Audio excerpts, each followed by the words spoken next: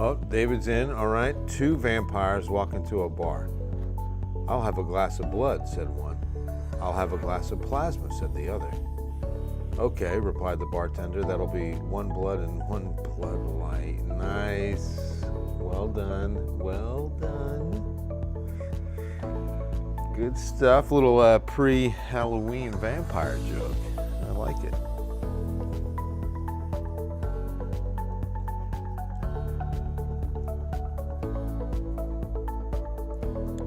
Halloween season is closing in.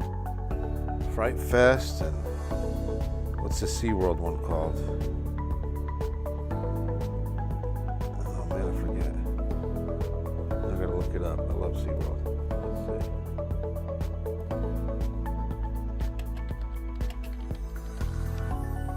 Spooktacular. Halloween Spooktacular. Hallow Scream. That's it. And then the 13th floor. If you really like haunted houses, oh, that is a good one. You guys ever been in the 13th floor? David, Alyssa?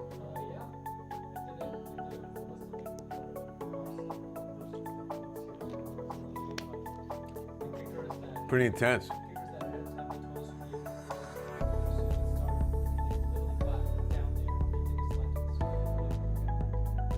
No way. I did a story there. I did a, they put me in costume and I was one of the, remember that? Yeah, well, it was pre-COVID, because then it was Bill in my boots. Yep. It was fun. Yes, we are, Grace. No rain overnight. Hey, Kyler.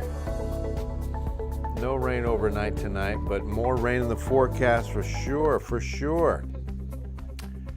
Happy Tuesday night. Bill Taylor here at Ken's 5 Digital Center in an old school Ken's 5 polo. Oh yeah, this is the Final Four from 2008. This is one of the best shirts we ever did. This is a really nice, comfortable shirt. I was gonna say, yeah, I guess it's a polo, right? Polo? All right, take a look at the storms that started up around the hill country. I would even say, central Texas, the big country as it's called, and then drop into the hill country. Only a few made it into the San Antonio area. We didn't see a whole lot today, but there's gonna be more. Hey, Marcy. Yeah, Kyler, you should go. It's 13th floor is a lot of fun if you like that kind of thing. I mean, it is really intense, scary. It's an old meat packing plant, literally. And it's downtown, right by Sunset Station. And then I've never done the Six Flags or SeaWorld Halloweens, but they get rave reviews. We had one when I was in New Jersey growing up called Scream in the Dark, and it was a local college that did it. And you went out, it was always in the woods, and that was one of the scariest parts was getting out to it. You'd walk in the woods a little bit of the way, and they would start scaring you in the woods. And then I remember with the night we went, we had a group of friends, and they took people that were wearing red to a separate area. They split us up like halfway through the thing. It was really kind of frightening, especially when they split you up from your friends and stuff. It was like, no, and it didn't last that long, but it was still just unnerving. All right, so here's what happened in the area. That's just the last 3 hours. And we go back to the last 6, and you'll see some of the storms that came together northern Comal County, just kind of skipping across Canyon Lake. And then look at the one that was short-lived, but it was 281 and Highway 46, and just about collapsed over Timberwood Park with a little bit of rain. But again, just didn't see too much. And then, unfortunately, we did have a pretty good downpour near Lake Hills, just to the north of Medina Lake, and then that rained out before it could have really helped the lake.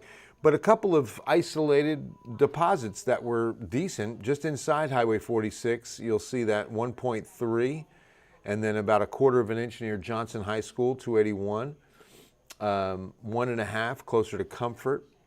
So again, not bad, but Hill Country had the last of the heaviest rain. Right over, look at Real County just get covered for a pretty good amount of rain there.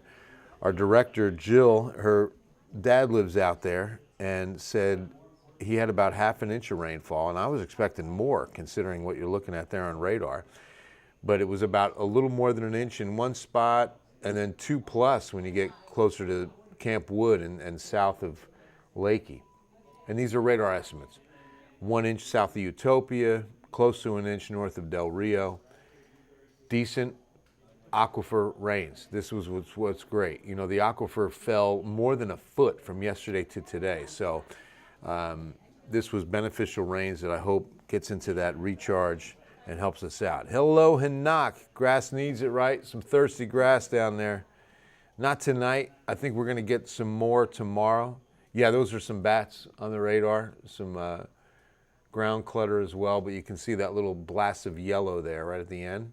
Watch right there. Those are the bats that fly out at sunset. All right. So the setup. Let me just show you what's happening.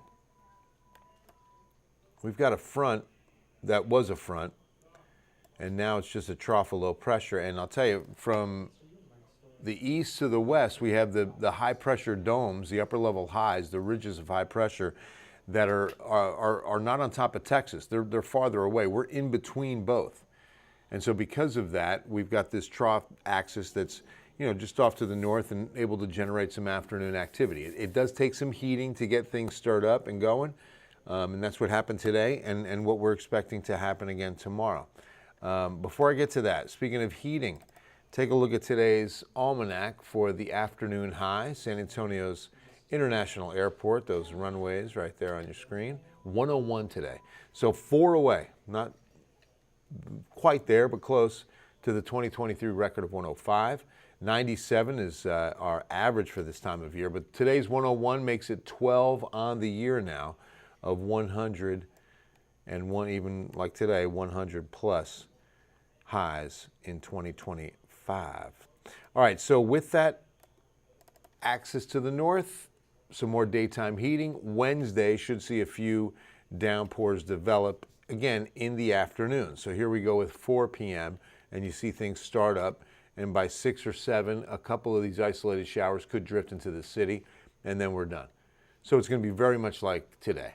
It will be short-lived, it'll be daytime heat-driven, and so once we get the sun down, well, not down, but once we get out of that heat, say 7, 8 p.m., we're done with any rain.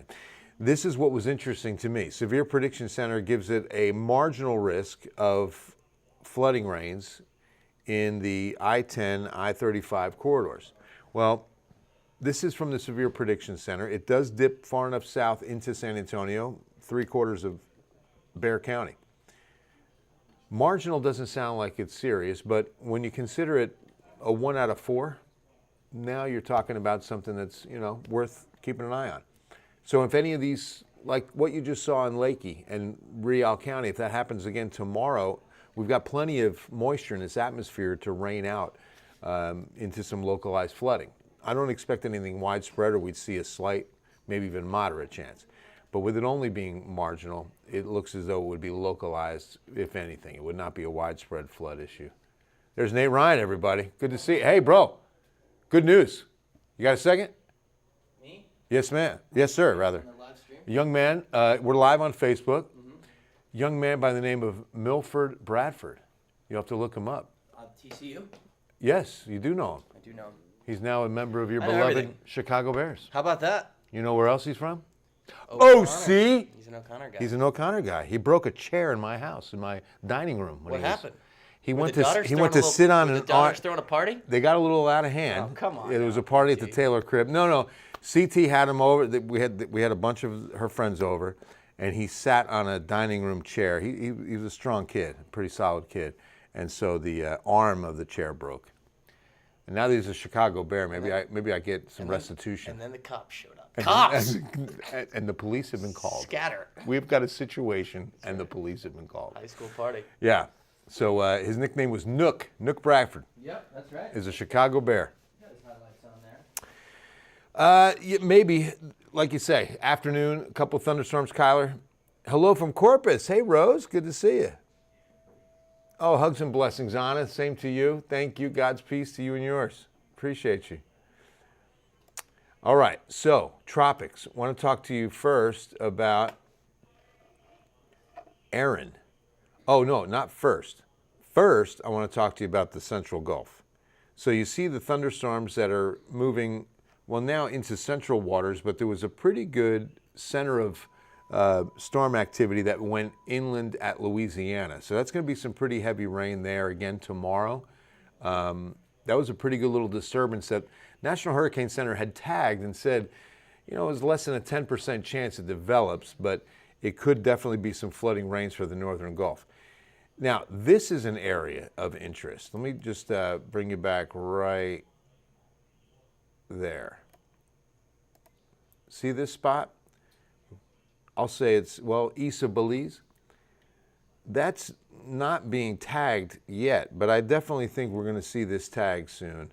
This is an interesting area of thunderstorm activity that could be drifting. Models take this into the Gulf of Mexico, and if it, you know, continues on that path over the Yucatan Peninsula, that could be heading towards South Texas with added moisture, possibly by the weekend. So this is something that we'll keep an eye on as well. I do expect a tag from the National Hurricane Center on that. All right, farther out, we're going to, hold on one second. Let's get rid of this guy. We have Tropical Storm Erin. Minimal strengthening today. If you were with me last night, we had the pressure at 1012 millibars. Now we got 1006. So as that decreases, as that number's lowering, that means the storm is intensifying. And so it's not intensifying rapidly, obviously, but it's definitely strengthening a little bit. Winds are at 45 miles per hour, and she's moving west at 22. So notice that the track takes the storm north of the Caribbean as our first hurricane of the season, which would probably happen by Thursday at the latest, maybe even tomorrow night.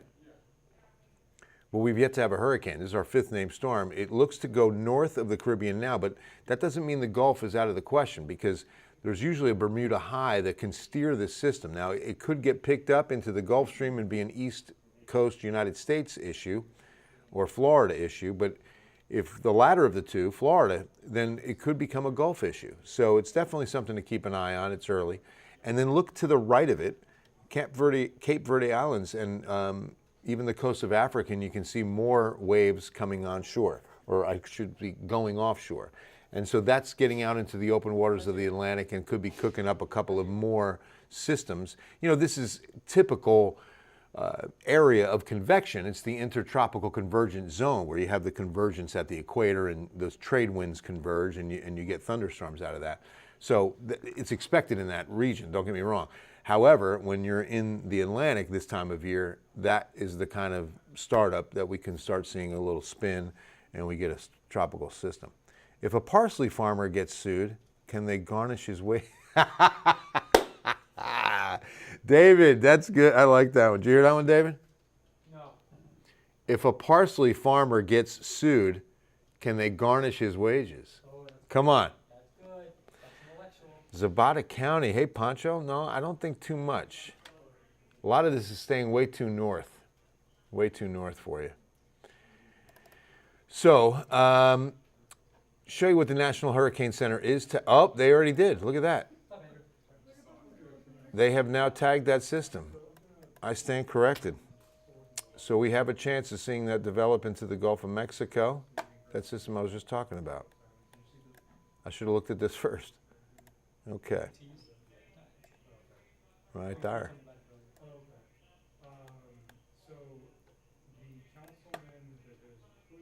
Oh, wait a minute. All right, let's do this guy. Now it's going to change, but we're going to go like this. Oh shit. Jesus.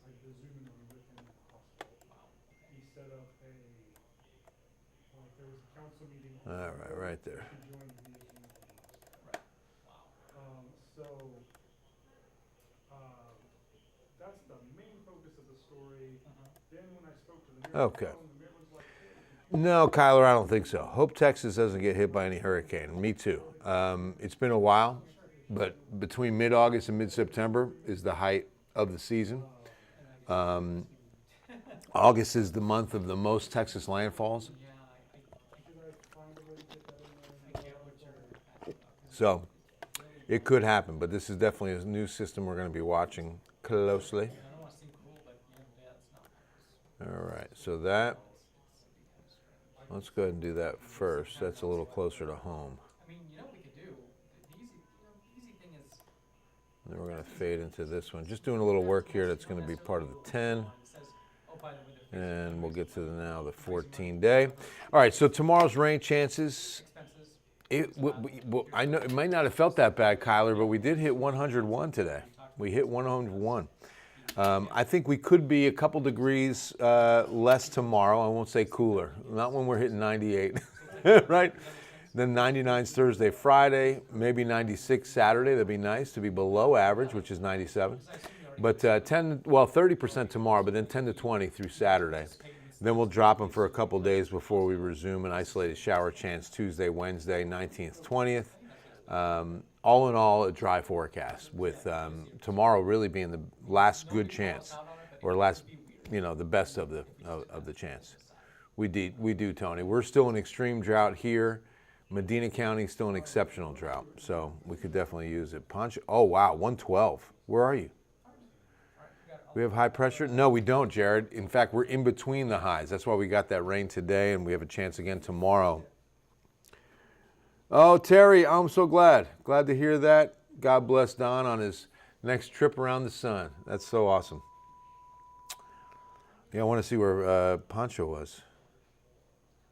That's some serious heat, 112. Where'd you hit 112 today?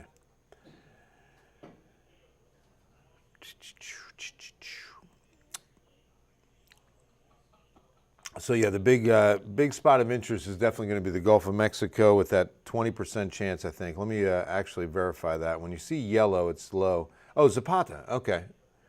But I want to verify that as a, let's see, 10 to 20%. Yep, 10 to 20% chance for a system in the Gulf over the next 7 days.